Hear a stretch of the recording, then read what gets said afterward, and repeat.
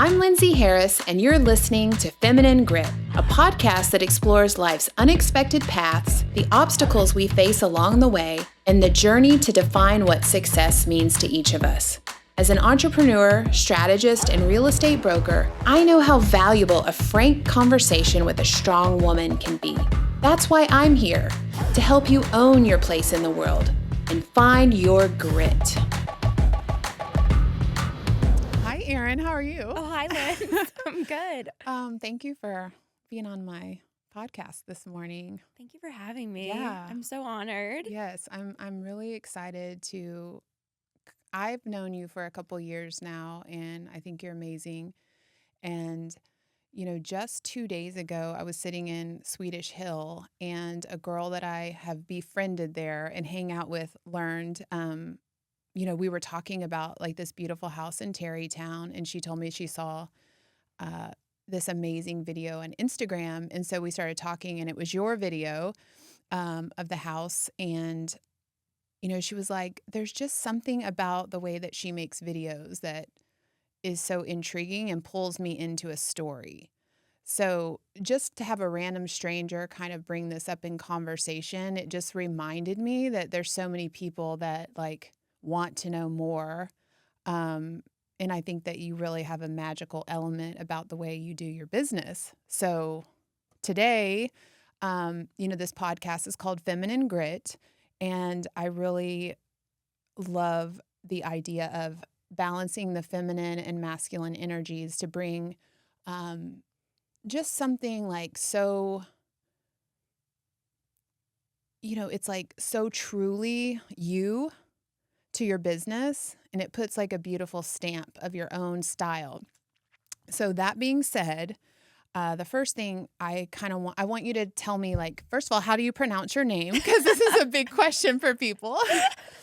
My name is Erin Scialabba. Okay. Now, where are you from?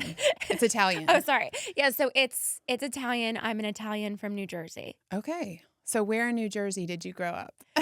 I grew up in a town called Westfield. Really idyllic, like Nancy Meyers, town. Yes, which I think influences a lot of the homes that I love here and that I showcase. And I was on the East Coast for the first 25 years of my life. And then I moved to Austin, Texas, and I've been here for 10 years. That's a huge change. Yeah. So, where did you go to college? I went to college in upstate New York at Syracuse University. Okay. And what did you study? I studied communications. Okay. So it was literally journalism, broadcast, magazine. So obviously I had that foundation going into real estate, right? Which influenced how I wanted to do real estate. Mm-hmm. And then I don't know where I heard this before, but somewhere, I guess in the mystery of Erin, I heard that you used to do like stand-up comedy or acting. What is your background? Acting longer, yes. Okay. So I've been acting since I was a kid. Stand-up comedy I did, honestly, during COVID. I was in a play. It was like my first paid production in Austin. And then we were in rehearsal. COVID happened. The play was canceled. And I still had the itch. So I was like, what can I do? Mm-hmm. And all of the dirtbag comics were still out. So I just... just got out there. I really only did stand up for a year and a half. I loved it. I bombed so many times. I had so many amazing shows, but the reason I stopped was because I don't like being out late. Okay. But that's a bold move to even be on stage and especially to tell jokes. Like, was that terrifying? I mean, truly like sickening. And as an actor, if I have a script, I don't feel nervous. Mm-hmm. But going out to do stand-up, it was the most stage fright I've ever had. Wow. Yes. And, it's so fascinating because all these things, like, I think help you get to where you are now, and that leads into this whole move to Austin. Like, how did you get to Austin and why? Honestly, I wanted a new life. I had a really charmed upbringing in New Jersey and New York. And I had friends in a band and I did a lot of theater and we would go, we were like 16, 17 and we would take the train into New York drink underage, go to clubs. It was so fun. Like my friends were playing Music Hall of Williamsburg when we were teenagers. And so we would get backstage, we'd That's drink. amazing. It was so fun. But then I went, I graduated college and then I went into corporate and I Mhm. was like, this sucks. We would be at corporate happy hours and I just didn't understand the purpose of what I was doing. Like I wasn't connected to the work that I was Mhm. doing. I was a data analyst Okay. and I was working for big pharma. And frankly, I thought that I was doing some like I felt the work that we were doing was morally questionable. Mhm. And I just didn't I just wasn't connected to it. Right. And so it was like all of this commuting and all of it for what?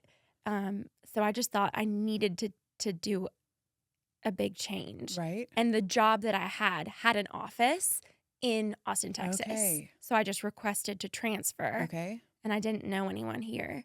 So not a soul, and like I guess it was easy to get the transfer. Yes. Basically, I did a year at my other company and then I did the request to transfer. Mhm. It may or may not have been.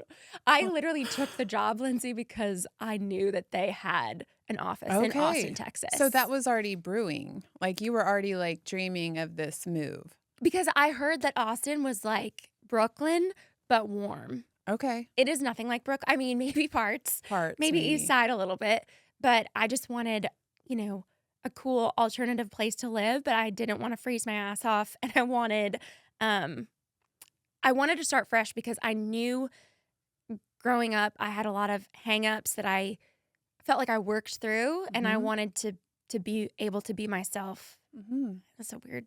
No, I get it. You Yeah. don't have to explain that. So it takes a lot of courage. Again, it takes courage to do stand-up comedy. It takes courage to move to a city that you've never been to. So it sounds like, you know, when I talk about the grit aspect, like that's where you have to harness some sort of, it's the drive that comes from within that propels you to do scary things. Um, and I guess I want you to finish that story because I know part of it, but you moved to this company and like how long did that last? Like you were doing analytics. I was doing analytics. I was actually working off of E. Cesar Chavez Mm-hmm. in a converted meat packing plant. I don't know. I did it literally until I paid off my student loans. I paid off my student loans and then the next day, called from the fetal position and was just like, I can no longer come in. I will not be working here anymore. So did you have like another job in mind? No, so I had prior to leaving the job, Uh-huh. I had brainstormed that I wanted to work somewhere in Austin that was cool and Austin-y because I was like, I moved all the way here. I want to be a part of the community. And I had started interviewing and I got a job at the South Congress Hotel, Mm-hmm. but it paid $12 an hour. And I was, a salaried employee with benefits. And I was like, I can't leave my job for something that pays $12 an hour. So then I quit my job and then I was making $0 an hour. Right. And then that $12 an hour job sounded much better. Okay. So you took this job at South Congress Hotel and then I guess you were like living with a roommate situation and just making it work. Like, So I lived with a Craigslist roommate from age 25 to, I want to say 31 or 32. okay. Yeah. And is this like you lived off South Congress at that point? So Yes. you were really like feeling the vibe and getting to know the city. Yes. And I was walking, I took the job at the South Congress Hotel. I was walking to and from work and I Mhm. felt like, okay, I live in Austin. I don't just work in Right. Austin. And I don't know, I got to slow down. Like even though the job was very physical, I was a catering waiter most Mhm. nights. And then 1 to 2 days a week I worked in their shop because I wanted to dress up and feel human. Because Mhm. catering, I had like, my orthopedic clogs and my and my catering outfit. And then at the shop, I got to wear whatever I wanted, and I got to, be client facing or Right. face the guests. And that's when I realized like I loved giving tours of Mhm. the hotel. That was not my job, but people would ask me questions like, "Where is the Toco? Where's water trade?" And I'd be like, Follow me. And they'd Yes. be like, Erin, get back to your station. Yes. Okay, so how did all this like route you to your career in real estate? So I ran out of money. Mhm. So it was right before the pandemic. I was working at the hotel part time. I was doing um, acting part time. And then, gosh, I don't even know if I want to say this, but whatever. I was furloughed just for a couple of months. Mhm. And in that time, I received, you know, Yeah. money from the government, Right. Right. but I had just run out of money. And so it was like it was the perfect Yes. stopgap. That was supplementing everything. Right. Eventually, I went back to work. They were still giving us supplemental Right. funds. Right. And so I had enough money to then study for real estate. I think in that time, I was just like, how do I combine my background, Mhm. my business background, my communications education, and my love for hospitality, which at the time I felt really had a ceiling in terms of what you could earn Mhm. unless you owned the place. Right. And I didn't have money to buy the place. Right. So real estate sounded like that perfect hybrid of those things. And then I'll be honest, I also watched Selling Sunset like everyone else. And I thought, if these people can do it, I can do it. Exactly. Yeah, okay. This is so fascinating because, everybody has this path. I never thought that I was going to actually sell real estate. It was the last thing that I thought that I would do. But, when you have personable skills and, you know, it's all about connecting with people. You can sell anything. Totally. Um, I have so many questions about like how you built this, your personal brand. But I think the first thing I just want to say, and I touched on this in the beginning, is you have such a femininity about you. And, you know, this quote that came across Sarah Blakely, it's actually a little write up she did. Sarah Blakely is a billionaire entrepreneur who started Spanx. A friend of mine sent this to me this morning um, just because I was picking her brain about my interview and things, and even asked her questions that she would want to know. And so she sent this, and this is what Sarah Blakely posted. She says, "One of the healthiest things a woman can do for her mental health is protect her whimsy, not her productivity, not her image, her whimsy. The soft belief that life can still surprise her, that there are angels, luck, alignment, whatever she chooses to call it, quietly working in her favor. The world keeps trying to harden women, tells them to be realistic, grounded, unbothered. But there's nothing weak about staying enchanted. It takes strength to still believe in good after you've seen how cruel life can be. Protect your whimsy, water your delusion. Keep the sparkle, the romance, the childlike wonder. It's not denial, it's resistance. In a world that profits off of women being tired and cynical, staying hopeful is its own quiet rebellion." Um, and I thought that was perfect for you because when I'm thinking about your personal brand, like whimsy is something that comes to mind. It's so crazy that you read that quote because that is like, I know it sounds silly, but that's the foundation of everything I do. Because I think it is actually wise. I think,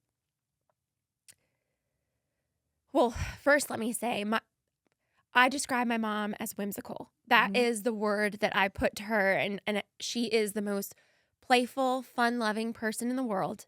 But she was also like the VP of securities at her company. She's a very, very hard worker, very competent, very Hmm. intelligent person. And I am most inspired by people, you know, there are a lot of, I hate to say it, like guys on podcasts who like tell you how to live. And to me, I think that's missing the point. Just like the rote, like discipline, stoicism. Yes, I'm going off track here. Um, to me, the highest form of intelligence is being able to laugh and have fun while you do something difficult.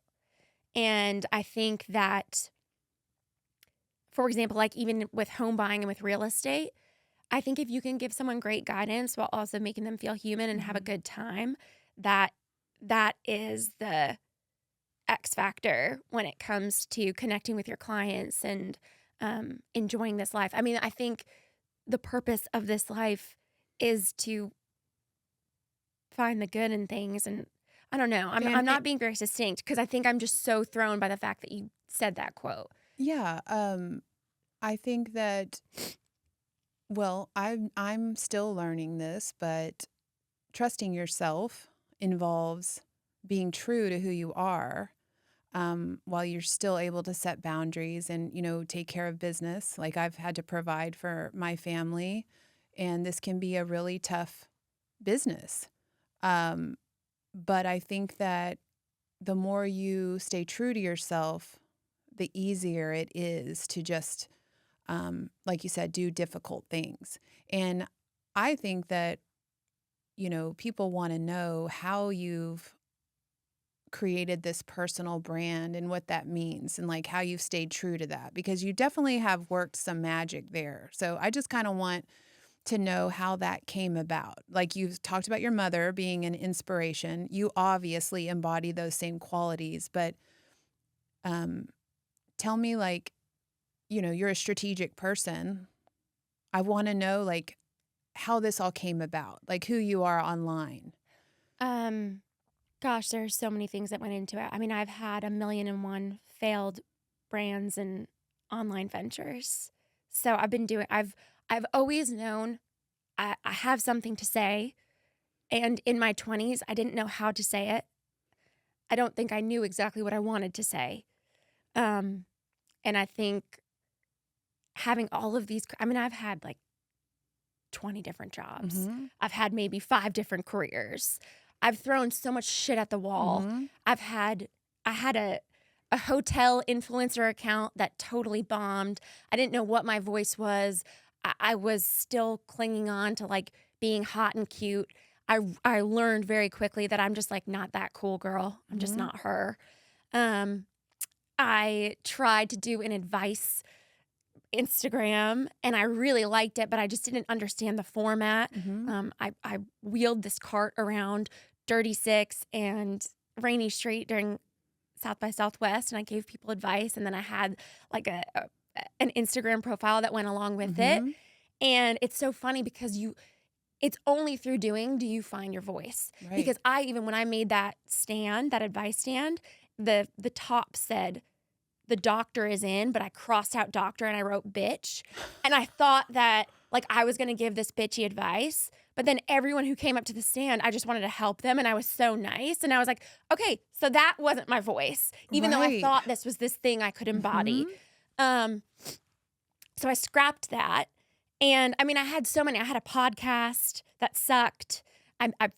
It was myself in my closet. It was, so I just think that when I got to real estate, it was this accumulation of 100 failed Mm-hmm. careers, Instagrams, and brands. Mm-hmm. But not just because I was like trying to try, but because I knew I had something to say. I just had to figure out how to say it. Right. And right when I got into real estate, for whatever reason, I was compelled to film homes.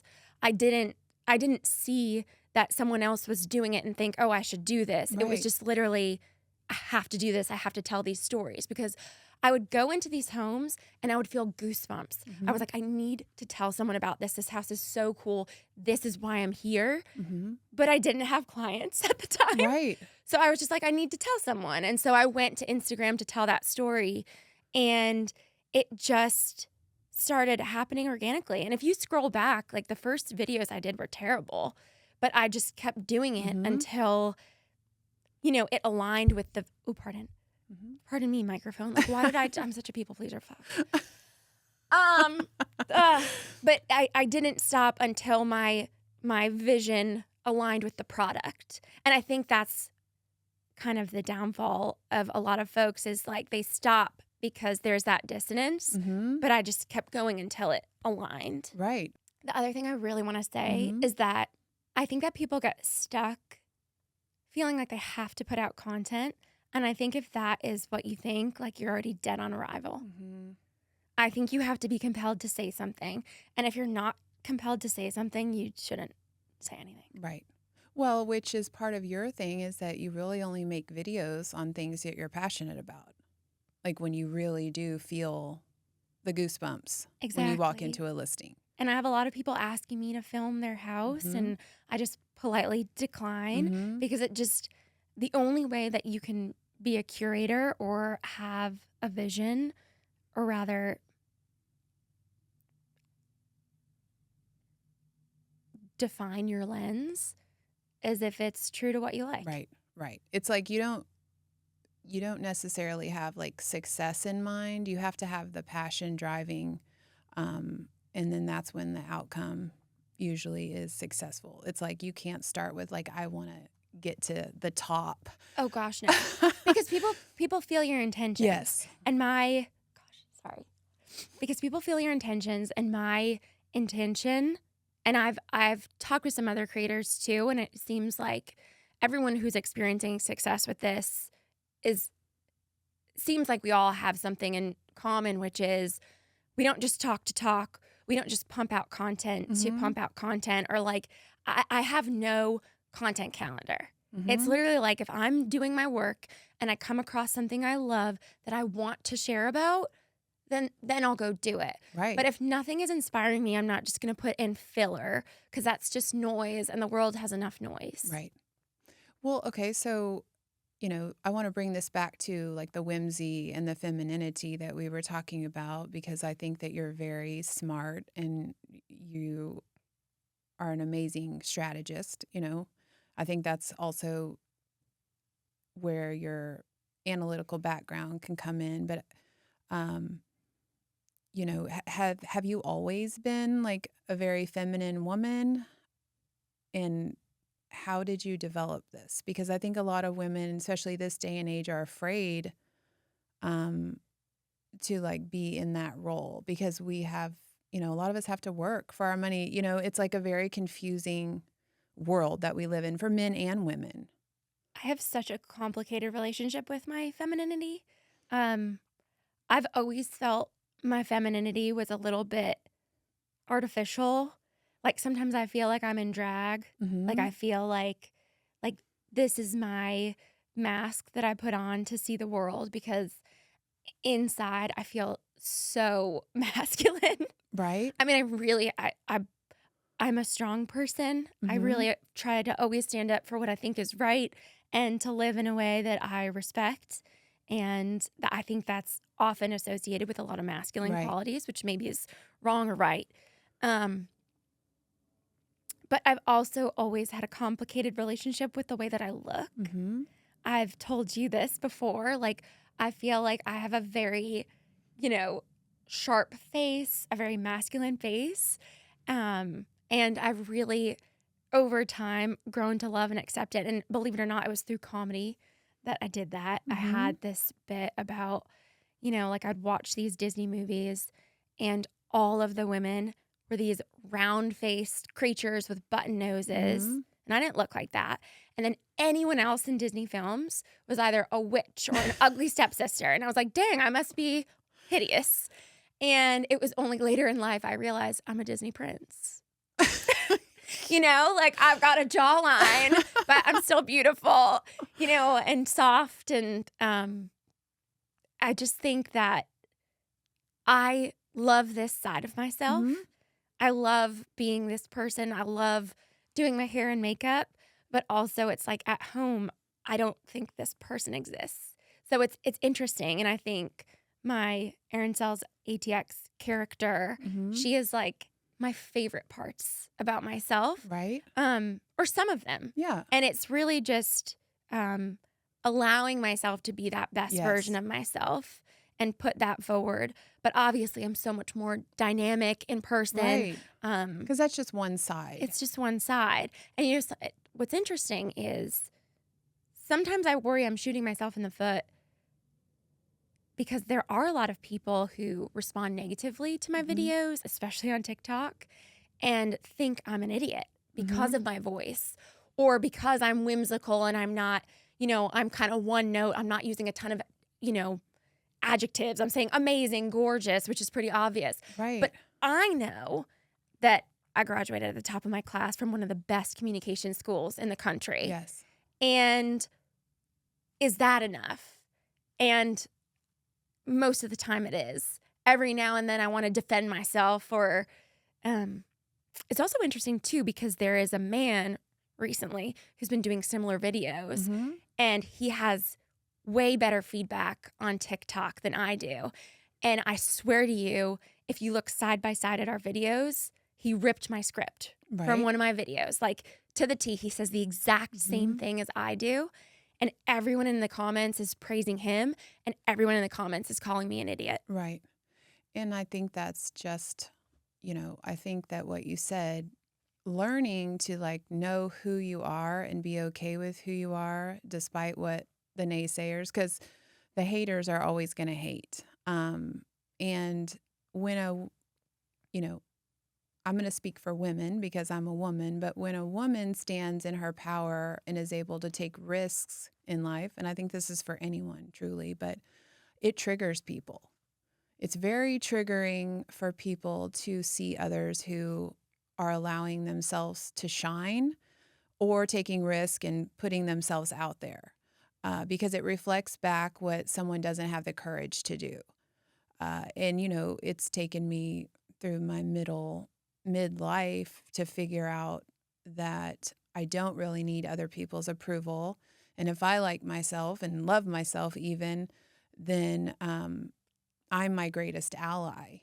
And I can just keep moving forward with the mission. And in my life, I really have a wonderful relationship with God. And, I trust that everything's going to be taken care of as long as I don't abandon myself. But that's a road for everyone, right? It's a long road to get to that. And I think trusting yourself and all those things that you said coming into factor, like you tried all these things. It's like a culmination of all those things coming together. Truly. If I had started real estate or this page in my 20s, it wouldn't be what it is. I also just want to take a moment to say you're so good at this. I am just, you do not waste a word. I talk in circles. I'm like, you are just so well-spoken and succinct. And Thank you, Erin. I'm like, my goodness. I'm going, No, I'm tracking. I've been around the world and back. I'm tracking. I think it's amazing. And, let me just look at, I have some other, like, what is, what do you think you would be doing if you weren't doing real estate? Dead. No, I mean, I don't know. I always like to say that if real estate went away tomorrow, I'd be okay because I've found my voice. Mm-hmm. I might go back to stand-up comedy, frankly. I would hope so. I think once you've kind of been out of the system, it's hard to go back. Mm-hmm. And being your own boss. I mean, you're not. I know real estate gets such a bad rap, and I mean, some of us are so cringe. I don't blame the general public for Yeah. thinking real estate's the worst. But it is running your own business. You are an entrepreneur. It is so hard. I know I'd be doing something entrepreneurial. Yeah. So, real estate is tough. Like I've learned so much about myself and it's constantly challenging you because you're dealing with clients of every personality, every walk of life. What do you think been the biggest surprise for you in doing real estate about yourself? Like what have you learned about yourself? And that's good or bad. In working with so many different types of people and having to keep the ball up because we're entrepreneurs and we're responsible for it all. So the question is, what have I learned about myself? Yeah. Like, what has this job taught you about yourself? Like, has there been any surprises for you? So many random things are running through my head. Like, I like a good fight, honestly. What has surprised me about this job is that even a show like Selling Sunset could not do the drama of real estate justice. This is a ruthless business. Mhm. And we we are, our clients have our confidentiality. Mhm. They have our fiduciary duty. So no show could ever capture it, right? You can't Right. talk about this Right. stuff. But I think the general public would be shocked at how ruthless these negotiations are, even with people who we consider our friends. I think it's a very competitive space. And I think sometimes when it's your friend or a known colleague across the aisle, Mhm. it is even more intense because you want to show that you're a competent negotiator Right. and you don't want to be the one to get worked. Right. And I think that there's a certain, like, I mean, I feel that in my bones because there's nothing I love more than a good fight. Yeah, And it's like, it's not even a fight per se. It's like mental warfare to see who can, literally. yes, to see Literally. who can win. And, it's a game. It's a beautiful game. And whenever I sometimes think I could never do this again, I want to chuck the whole thing.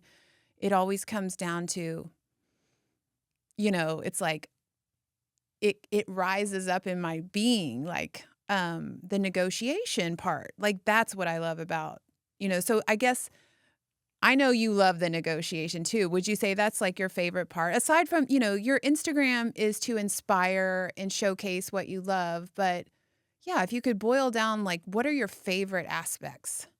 It is, well, it's three parts Okay. actually. It is one, the creative outlet, the fact that I have a career where I can tell stories and be myself and like, be a mini filmmaker. I know it sounds so lame, but I love it. I live for it. I've been making videos and movies and things my whole life. Mhm. I love editing. I love storytelling. In terms of the deal, I I love ripping home prices to shreds. I actually think even more than negotiating, I just love, I mean, I can go to most areas in Central Austin and I can tell you in a snap, overpriced, not going to move, this is going to fly, Mhm. this is going to go into multiples just from doing this every day, background in data analytics, like it's just the story is so clear to me. Mhm. And so being able to tell my clients jump on this or wait is really cool and empowering. Yes. And I think that's even more important than like the event. I mean, obviously the minutia of negotiating, it's so important. I do love it. But I think starting off on the right foot in terms of knowing the value of the home that you're going to be offering on or that you're going to be presenting is it sets the foundation for the whole Yes. deal. Yes. And then the third part that I love, I hear myself saying this. This sounds canned. It is not canned because I don't, it's not that I don't have a lot of friends, but it's that I work all the time because it's my like comfortable place. Mhm. And even when I was working at the South Congress Hotel, it was like I'd work weekends because I like having a purpose more than I like just like getting a drink. I have an existential crisis if I just like go out. I'm getting better at that. Yes. But my third thing I love is making new friends. Mhm. I can't explain what it's like to meet people in my 30s who have now become who I know will be lifelong friends. Mhm. I never thought I would meet so many people at this stage of life. And it's like I get to spend such an important time with these clients and get to know them. And no, I've like made new best friends through this Mhm. job. And some of them have found me through Instagram, which is crazy. I'm like, if I didn't do this, I wouldn't know this person. This person wouldn't be living in this house. And like that is, it's just so magical and it makes me feel validated Right. that I must be showing the right parts of myself to attract these people. A lot of these women are lawyers. I have so many lawyer Mhm. clients and just like good people. Well, that's the beauty of, like, being who you are and being authentic. And, I think a lot of people see you on Instagram, they have no clue who you are. And I've had the privilege of getting to work closely with you. And, you know, I know how much you care. Uh, that just always comes through. Like, I'm an empath. I can feel things. I know when people are in alignment with themselves. I also have the same struggles that you have in business and um, feeling confident, and sometimes you feel insecure about what you're doing, but your heart is always leading the process. And that's the part where I just really want to convey this message to women. I think the point of this podcast is that there are women out there who are waiting to receive these messages. Um, so I think it's a beautiful thing when you can see someone else. And I always see how you're working with the best intentions. And it's exciting as a woman. I have the best intentions too, but I know when not to mess around, and I know when not to let someone railroad me. And that's kind of the beauty of the feminine masculine aspects as well. We have to take all these beautiful parts of ourselves and bring them together, and we attract the people who are meant to be in our tribe. Mhm. And this is really special to me because as a friend and like a mentor, I want you to keep embracing that and to keep building the confidence in who you are and developing this person. And you've been integral to me gaining my confidence, having my backbone. Mm-hmm. It's like so second nature now, but I know that when we first started working together, there were times that I would be hesitant to speak up when I knew I was getting raked over the coals. And you're like, no, you know what's going on. Stand up Mm-hmm. for yourself. And I don't know.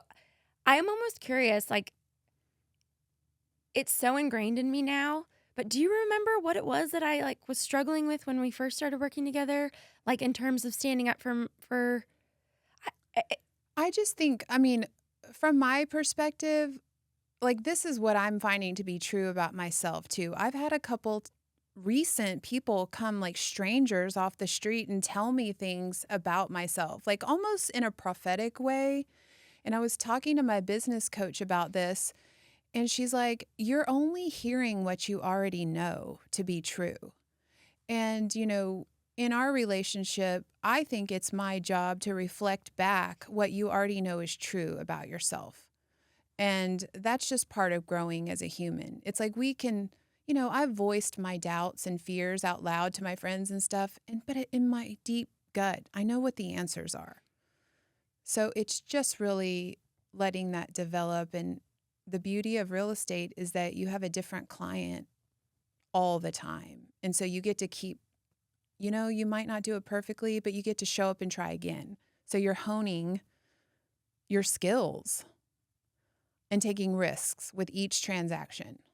and I think something that you imparted on me that is very important to my business is, not to it's almost like the what's the saying for doctors, do no harm. It's a Latin phrase, Mm-hmm. do no harm.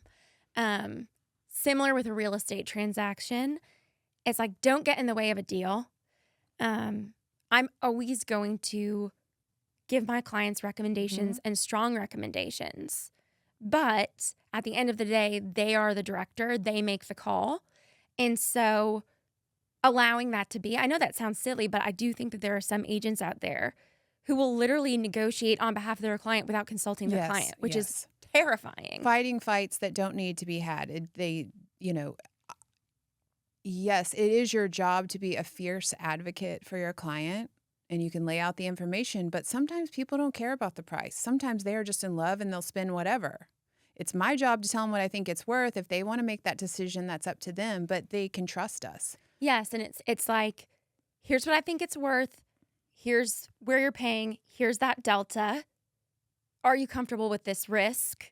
Do you want to just it's their decision, but I think for us it's risk and value assessment, and then they make the call. Yes. Yes. And Not that's how you get repeat business. It's like I always kind of joke about that, is that I'm here for repeat business. I'm not here to serve myself. mhm. So sometimes you have to deliver the hard news, and sometimes it's hard not to fight a battle, you know? Totally. No. People come at you hard, and you want to just jab them right back. But I'm not going to do that if it's not in the best Exactly. interest of my client, and especially if it's not the way that my client would want me to advocate for them. I like to make sure that the way that I advocate for my clients echoes the voice that they would use. Um, like I would hate to do something that was hostile and Yes. aggressive if that's not the tone that my client wants to set. I want because truly moving into a home or leaving a home, that's an emotional experience, Yes. and I want the tone of the negotiation to reflect what they want that experience to feel like. Yeah, I think that's a really great point, a very mature point. Oh, And you helped me get there. it's and just learning about I had to learn so much about communication and listening to people and realizing that there's many ways to skin a cat. Yes. And our clients are very smart. So it's like, just like we want them to trust that we've been around the block before, we know where this is headed, we know that this is going, they still have gems of insight. They know their home better, or they know that I think it's just about mutual trust. Yeah. I want to be respected by my clients, but we also need to respect that our Yes. clients are intelligent people. Yes. Yes. Yes, and give them the same respect and hear Yes. them out. Yeah. This I'm so grateful for this interview, and I guess like in closing, I really if you could like give advice to someone who is in that crazy stage of figuring out life and not exactly sure where they're headed, like what would you have to say to a young person trying to find their way? I would say that finding your way takes sacrifice and listening to what that small voice in your head that is your desire. Okay, let me take a step back. I would say this, which is what I wrote on a post-it note when I left my job in data analytics. And this is not from me. I don't remember where I got it from, but I saw it on the internet Mhm. and I wrote it down, and I still have this post-it taped to one of my drawers. And it says, "What do you have? What do you want? And what are you willing to give up?" And I think in order to find your purpose, you have to let go of a lot of things. You have to allow yourself to, for me, it was not have healthcare, not have financial security for a while, Mhm. to take that step back, to figure out what it was I wanted to do. Mhm. And then in that process, listen to what makes you excited, what makes you happy, while also honoring what you think is right. Um, and so you have to be brave, and you have to sacrifice a lot, and more than you would ever probably guess. Yes, and the biggest thing I hear there is the action. We can sit around all day and wish and hope for things, but fear can sabotage any great dream. It's always like the man in the arena, right? I love that quote by Theodore Roosevelt. Mm. It's like, I don't know why I keep trying to show up, but every time I just take the action, it's like the universe will meet you there. And that's where the magic is. And you just have to trust. And really, like the older you get, it's like, you know how it is? It's like you reach the pinnacle of these things and you have money in your bank account finally, but you always still have the desires. Like you always still need the challenge. Like have arriving at the things that you always thought you wanted is never the answer. Literally. No. It's like we were born um to dream and to like reach beyond what we think we're capable of. I think that's where the magic is. I think too that people crave purpose. Hmm. And I think in the digital age, we've just lost sight of that. I do think that young people are being fed so many things, that it's hard to find their way. There's just a lot of noise, more noise than there ever has been before. I also think you have to let yourself look foolish in order to grow. Um, I am sure that my friends and family members judged me when I tried all of my different Hmm. Instagram accounts and different things. I bombed so many times with stand-up comedy, but then I had so many amazing shows. Now I have Erin Scialabba's ATX. Um, I would not be able to be where I am today if I didn't look foolish. Also, you've got to let go of and this might be before that last statement, but you've got to let go of, even though it's impossible not to care about what people think of you, you have to be brave. You have to be brave and allow them to think poorly of you, or allow yourself to be misunderstood. Because I will tell you, going from being, a manager in corporate to being a catering waiter, that could be a hit to the ego, but Mhm. I didn't let it because I knew I had a purpose. And I served canapes to people who I used to work across from. I bussed dishes of people who I used to work with. Mhm. And in that moment, I could have felt, oh, woe is me, how embarrassing. But instead, I kid you not, I felt bad for them Mhm. because I would rather be bussing tables than doing what they do. And I knew that I had something else waiting for me. Amen, sister. When I graduated college, I had a college ring on my finger and I was working as a barista and at the photo lab. And my parents were like, "What are you doing?" And I'm like, I know what I'm doing. I'm not going to work for the man." Yeah. Yeah. And there was an excitement. And, there was fun when I was broke. And I've had fun like my whole life. So I think it really is an attitude. And freedom is the best reward. Yes. And knowing how to be broke. I think Yes. too, I also feel so strong now because I know I could have $0 in my bank account and I could be okay. Yes. Yes. I always say you could throw me out of an airplane and I could figure out my way to make it back to wherever. I could eat beans out of a can, like I know how to sacrifice. And, anyway, that is the energy of money right there. Those are people who are not their identity is not tied to it. So it just keeps moving and it just keeps coming back to you. So, oh, I love you, Erin. Love This you is too. wonderful. Thank you for having me. This is like, I'm so glad you're doing this. You're just, You're the person to do this, my thank you, friend. Erin. You're a gem.